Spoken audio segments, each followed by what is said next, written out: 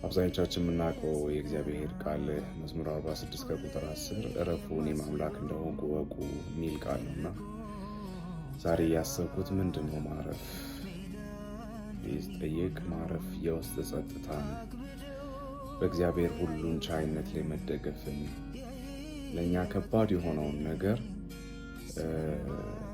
ለመሸከም ለመቀየር ታማኝ የሆነ አምላክ እንዳለን መረዳትን የሚጠይቅ ነገር ነው።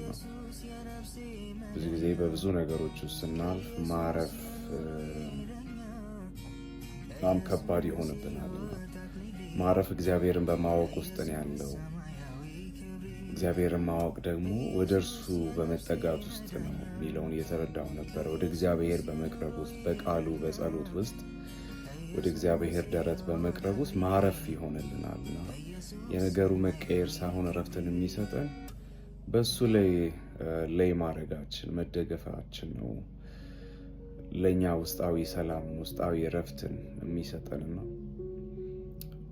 በጣም በብዙ መንገድ የምናልፍ ሰዎች ወደ እግዚአብሔር እንቅረብ፣ ወደ አባትነቱ፣ ወደ ደረቱ፣ ወደ ቃሉ፣ ወደሚያጽናናን፣ ወደሚያበረታን፣ ነገሮችን ወደሚቀይረው፣ ባልተቀየሩ ነገሮች ደግሞ አርፈን እንድንኖር የሚያደርገን የእግዚአብሔር ቃል ነው፣ ጸሎት ነው። ወደዚህ እውነት ጋብዛችኋለሁ። ወደ እግዚአብሔር ደረት ቅረቡ፣ ጸልዩ፣